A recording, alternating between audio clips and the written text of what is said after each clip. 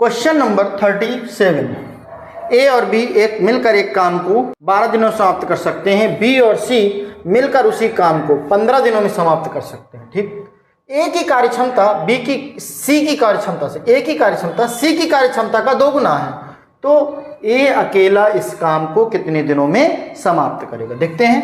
देखिए क्या कह रहा है, ए और बी मिलकर कार्य कर सकते हैं 12 दिनों में। ए और प्लस बी अगर मिलकर कार्य करते हैं तो कर सकते हैं 12 दिनों में। ठीक, और बी और सी मिलकर काम करते हैं तो कर सकते हैं 15 दिनों में। ठीक, आप एलसीएम ले लीजिए 60 का, 12 पंचे 60 और 15 चौके 60। बहुत ध्यान समझिएगा, ए की कार्यक्षमता सी की कार्यक्षमता का 2 गुना है। दिया है एक अलग से कि ए की कार्यक्षमता सी की कार्यक्षमता का 2 गुना है, यानी 2:1 है। ए अनुपात, ये किसका अनुपात है, कार्यक्षमता का अनुपात। क्षमता का अनुपात कितना है, 2:1, यानी इसकी क्षमता 2 की है तो सी की क्षमता 1 की है, इसकी क्षमता 2 की है तो इसकी 4 की, मतलब उसका दुगना।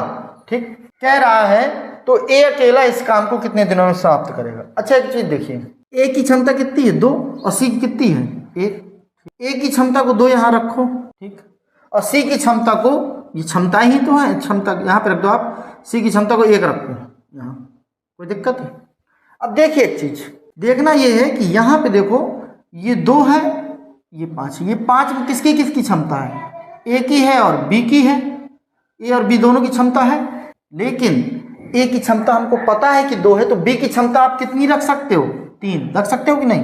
और यहाँ देखो सी की क्षमता अगर 1 है, बनी बात है। अगर देखो यहाँ पे देखो मैच कर लो, ये 4 है, ये देखो सी की क्षमता 1 है, तो यहाँ भी कितना आ रहा है 3 आ रहा है या नहीं आ रहा है, आ रहा है। तो हम बी की भी क्षमता पता चल गई। तो अब पूछेगा कि ए अकेला इस कार्य को, तो ए अकेला कार्य पूर्ण करेगा कितने दिनों में करेगा बच्चों, प्यारे साथियों। वो कार्य करेगा, पूरा कार्य हो गया 60। अब पूरा कार्य मतलब 60 बटे ए की क्षमता। ए की क्षमता कितनी है 2, ए की क्षमता कितनी है 2, तो कितना आ जाएगा 30 दिन।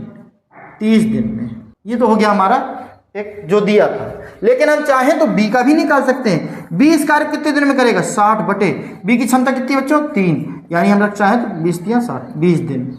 अगर हम प्यारे साथियों सी की क्षमता निकालना चाहें तो 60 बटे, सी की क्षमता कितनी है 1 ही तो है, यहाँ भी देख लो ये 1 है, तो 1 है तो कितने दिन करेगा 60 दिन में, यानी 60 दिन में ये 20 दिन।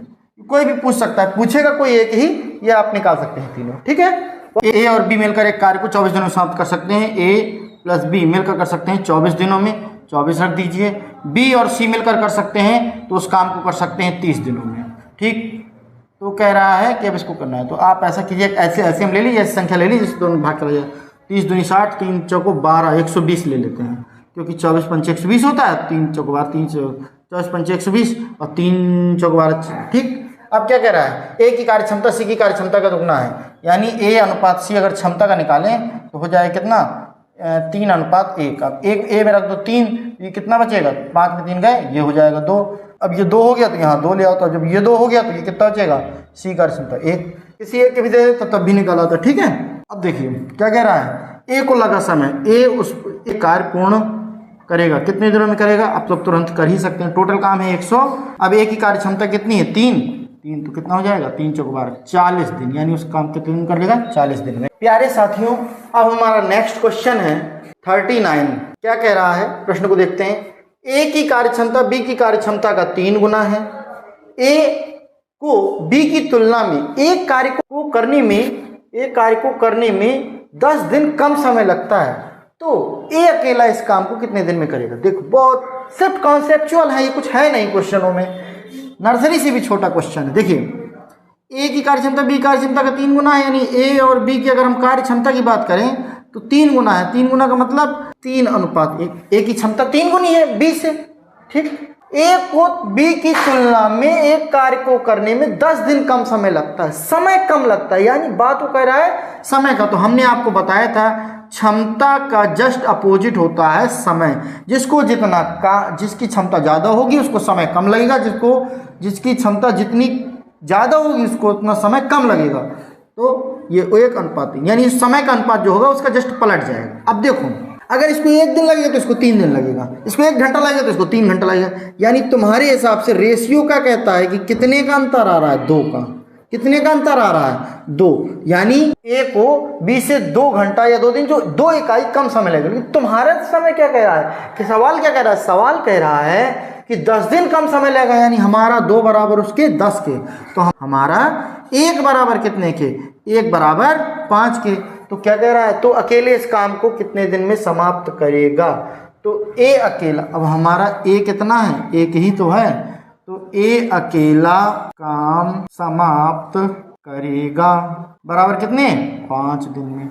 ये क्यों है 5? क्योंकि 2 बराबर 10 के, तो 1 बराबर 5 के, और एक ही वैल्यू है एक की है। अगर पूछ लेता बी उस काम कितने दिन, बी अकेला कितने दिन में समाप्त करेगा, बी अकेला काम कितने दिन में समाप्त करेगा, तो बी कितना है? 3, तो 5 गुणे 3 यानी कितना हो जाता? 15 दिन। बी अकेला उस काम को 15 दिन में समाप्त करता है। ए अकेला कितने दिन में समाप्त किया? 2 बराबर 10 के, तो 1 बराबर 5 के, एक ही वैल्यू है, तो इसकी 5। नेक्स्ट क्वेश्चन नंबर 40 है, कह रहा है ए और बी अलग अलग एक काम को क्रमशः 45 दिन और 60 दिन में समाप्त कर सकते हैं।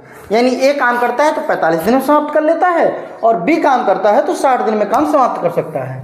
यदि ए की कार्य क्षमता को आधा कर दिया जाए और बी की कार्य क्षमता को 3/4 कर दिया जाए, बी की कार्य क्षमता को 3/4 कर दिया जाए, तो पूरा कार्य कितने दिनों में समाप्त होगा? बहुत सिंपल सा क्वेश्चन है, देखते हैं यहाँ पे। ए और बी, ए कर सकता है कितने दिन में? 45 दिन में। बी कर सकता है कितने दिन में? 60 दिन में। दोनों का एलसीएम ले लो, तो 60 से शुरू करें। 60 दूनी 120, इसमें भाग जाएगा नहीं। 60 6 का 18, 180, 45 का भाग 45 को 180 होता है, चला जाएगा। ठीक है, अब देखो एलसीएम ऐसे भी निकाल सकते हो, तरीका होता है। चलिए हम एलसीएम चैप्टर पढ़ाएंगे तो बताएंगे, लेकिन जैसे 45 है और ये 60 है, आपको एलसीएम निकालना है। तो कॉमन फैक्टर देखो, 15 × 45 और 15 × 4 = 60, कॉमन 12 हो रहा है, 15 हो रहा है, दोनों 15 ले लो, हटा लिए।